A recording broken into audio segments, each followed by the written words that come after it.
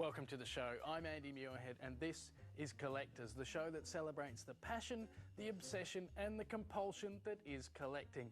And tonight, in honour of one of the most popular shows on ABC, we're having a Doctor Who special. Now, we've gone out and tracked down the biggest Doctor Who fans from around the country, and what a surprise, they happen to be collectors as well. But if Doctor Who doesn't rock your TARDIS, don't worry, there's plenty on the show for you as well tonight. So let's introduce the panel.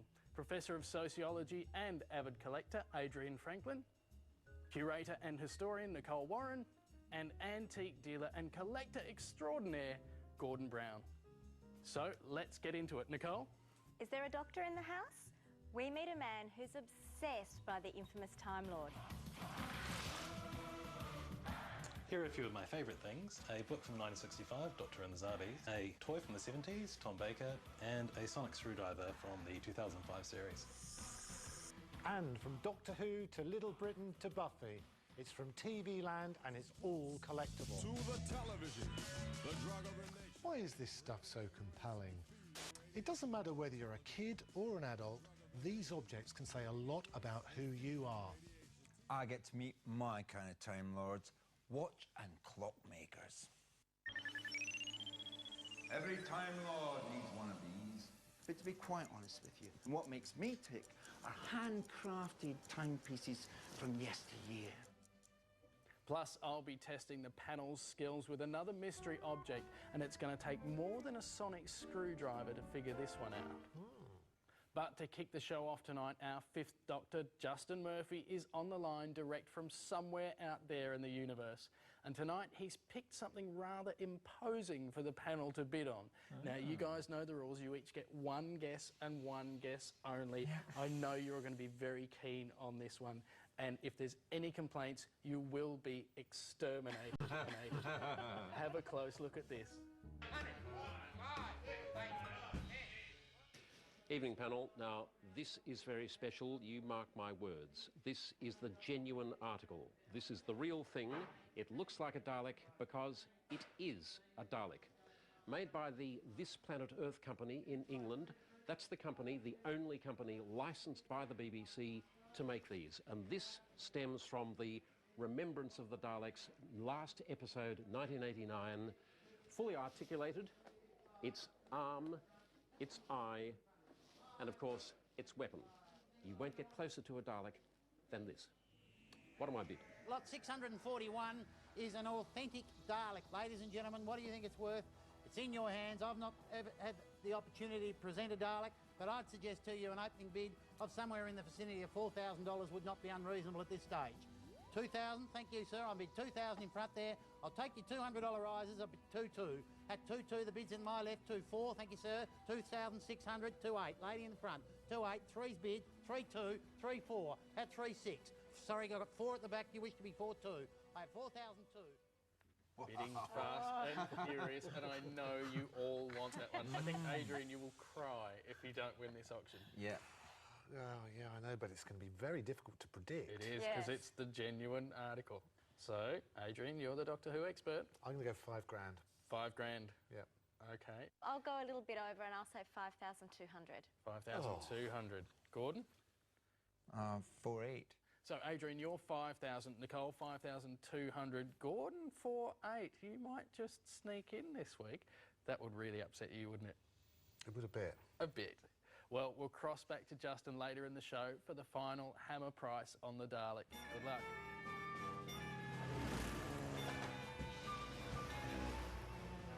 Now, if you're anything like me, you grew up watching Doctor Who on the ABC, probably from behind the couch. But tonight's passionate collector Edwin Paterson has taken a love for the TV show far beyond all time and relative dimensions in space. Welcome to the show, Edwin. Thank you, Andy.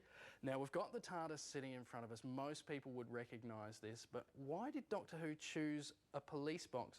Well, Andy, a police box blended into its surroundings. Although it never changed. Conveniently, the chameleon circuit, which changes its form, is broken. Ah, very handy for the BBC. Yes. OK, let's have a look at the whole collection.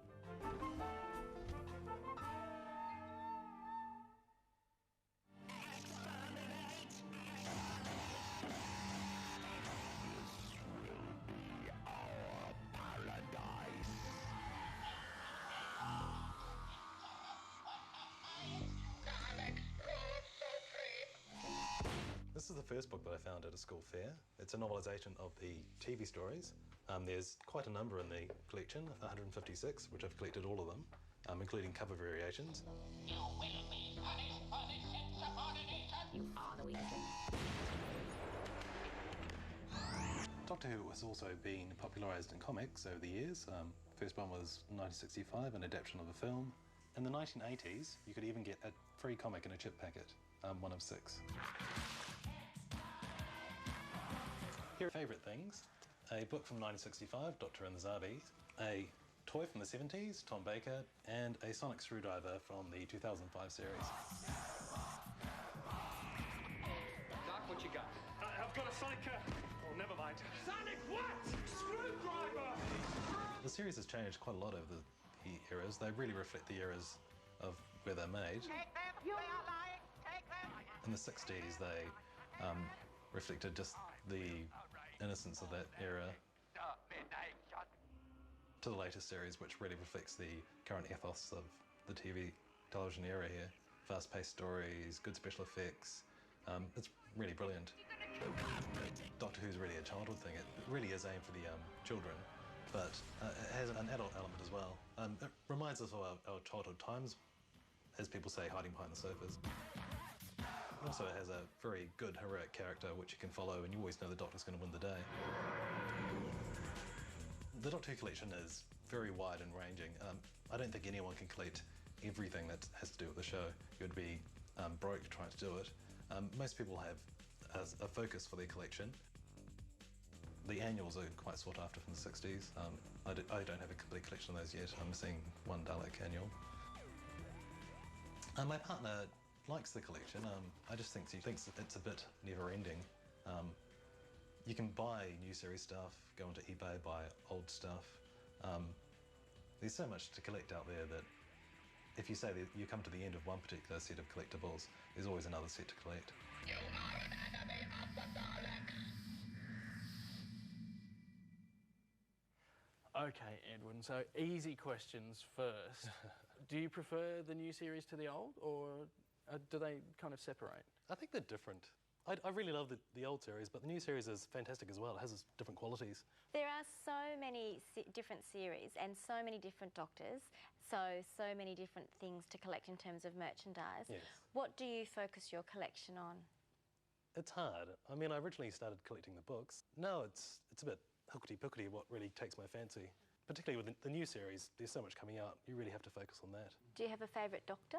I do. I really like Peter Davison. He was the Doctor I grew up with. In front of us here, we've got some signed photos. Is that your brother with you? It is, my twin brother. With Tom Baker? It is. How did that happen? I actually lived in New Zealand originally, and Tom Baker came out to film a few Doctor Who-related television adverts. The fan club arranged a meeting for him to come and talk to, and we all got to meet him. Oh, wonderful. It was great to meet a Doctor. It's good to meet one of the leading characters, and he's sat down and too. signed autographs for 2 hours. And Doctor Who's always been driven by the fans. Some of the writing has been contributed by fans? There are a lot of fan writers that have come through the echelons of the BBC and now writing for the show. Their fan dream come true, I think. Oh, yeah. I think And Russell T. fantastic. Davis, is the executive producer, Yeah. is a fan and an ex-writer for the He show is. as well. So there's a wonderful relationship between the merchandise, being a fan, and the actual show. It's brilliant. And surely the show stopped for so many years. What happened to the Doctor Who fans? Did they just sort of hem themselves in with the little books and wait for him to come, the Time Lord to come back? During the hiatus, there were things that filled in the show. There were New Adventures novels, which you could collect. That's right. There were also audio adventures, which came out from Big Finish, which had old Doctors in it, so you had New Adventures that way. There was a lot of ways that the show was still on the air. Thanks for coming in and showing us through your collection. Good luck collecting into the future. Thank you, Andy. And of course, one of the things the Doctor always did was display his vast knowledge of the universe and all the objects in it. Well, something tells me he may be the only one who can figure out tonight's mystery object.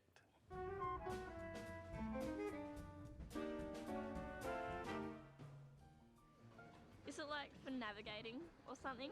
I'd probably wear it. Sailor's belt buckle, maybe? Looks a bit like the Da Vinci Code. Bottle opener type thing? Roach of a bird or something, is it? I don't know.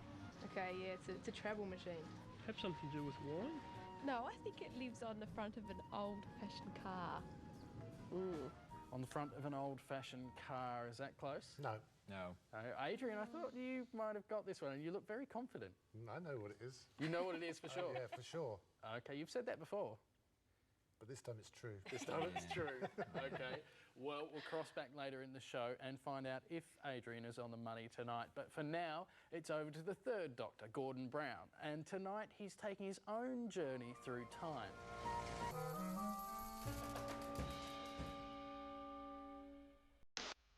Whenever I'm watching television, I've always got an eye out for collectibles. Television. The Dragon in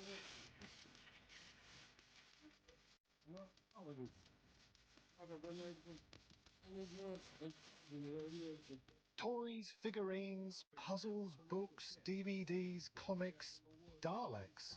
Whatever you tune into, you can collect.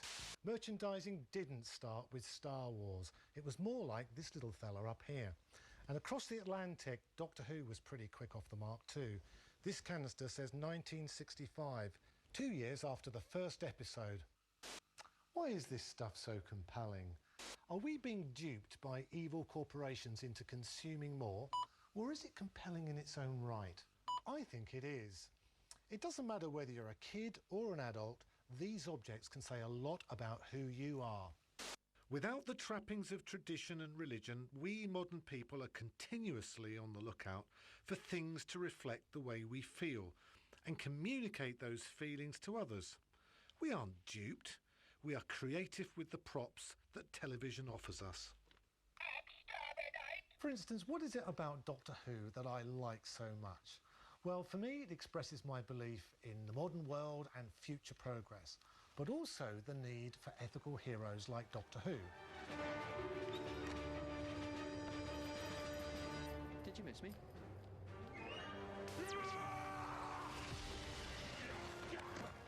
And beautiful women like Billie Piper. So what should you be looking out for as a collector? My advice is to go with your heart and collect what you like. On the other hand, these Daleks have been a huge investment success. So try to go for those things with great design and winning technology. Like these little Britain dolls. Lately, every TV show seems to offer its own merchandise. Take this fabulous cookware from Nigella Lawson. Extra collectible because it was co-designed by Terence Conran's son, Sebastian. And if you want any more inspiration, keep watching this show. Besides Doctor Who, we've had Snoopy, Star Wars, Elmo, Batman, the Monkeys, and I'm sure there'll be many, many more. Well done, Adrian. There's just so much stuff out there for every show. I know. We're Every never show, going to run apart out. Apart from one. Oh, collectors. Yeah, collectors. Ah, yes. Hey, well, no, we keep having ideas about this. Animate like dolls would be great of panellists. Yeah. Gordon saying, you know, it's not Georgian, I don't like it. Well, funny you should talk about your own collector's doll. There we go. Isn't that great? It's a prototype, of course. What do you think? Well, now it's back to our mystery object and some more guesses before the panel lay it all on the line.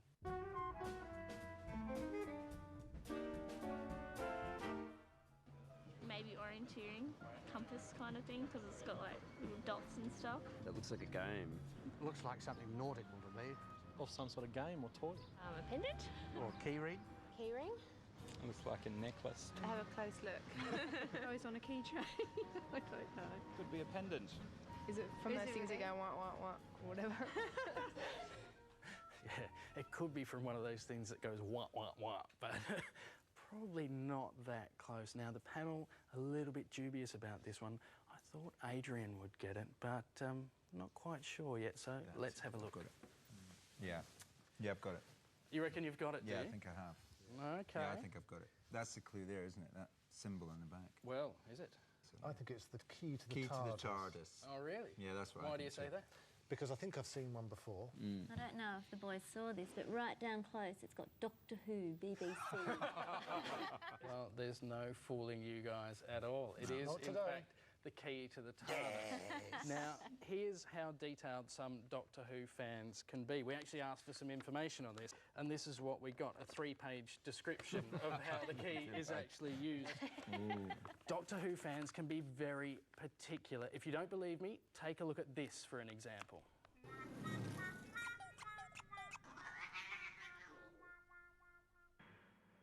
We have a Doctor Who club, which we started 7 years ago.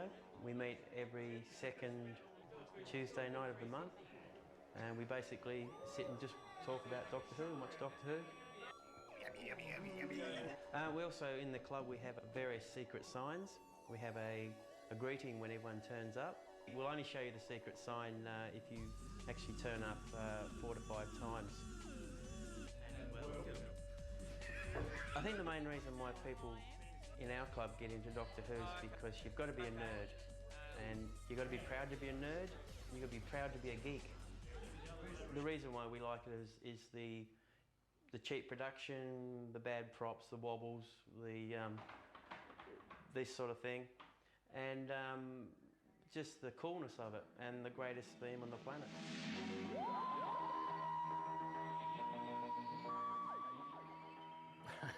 Okay, so they're obviously getting a lot of enjoyment out of it. It's a fun social thing to do. Yeah.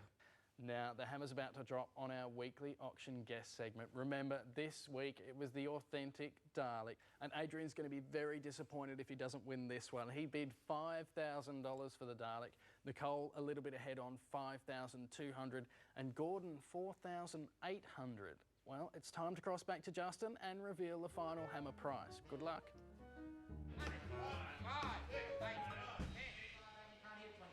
Under the hammer tonight is a rare thing in Australia, a genuine BBC Dalek made by the only company licensed by the BBC to manufacture and market official Dalek props. It is a 1989 model, fully articulated and rotational, made from heavy-duty fiberglass. The bidding has started strongly. I can hardly keep up. 4-6, 4-8, 4,008. I'm bid 5,000 right at the back of the room. 5-2, 5-2, now 5-4. You've been with us before. I'm bid 5-4. 6,000 rounds it out at the back, 8,000. We're going on a sell at 8,000. All out in front. This time I'm going on a sell, 8,000. Are you finished and done? Sold to the gentleman at the back there. Oh, Nicole. Well, yeah, I was the closest, but I was still a fair way off. Yeah, so what are you going to do with your Dalek? Well, Adrian was only $200 below me. I think that I should let him take that one. Well, it's almost time for us to get back in our own TARDIS, but before we do, here's one more collection. This is Collector Cam, and it's where you can put your collection on display to the rest of the nation via the trusty camcorder. This week we meet Jeremy Scott, who's a budding naturalist and collects, well, I'll let him explain. We're off to the arcade, Gordon. Super, can't wait. Wow, to save our pennies. Yep. Well, that truly is the end of our Doctor Who special. We hope you enjoyed it. We certainly had a great time bringing it to you. Thank you, guys. No worries.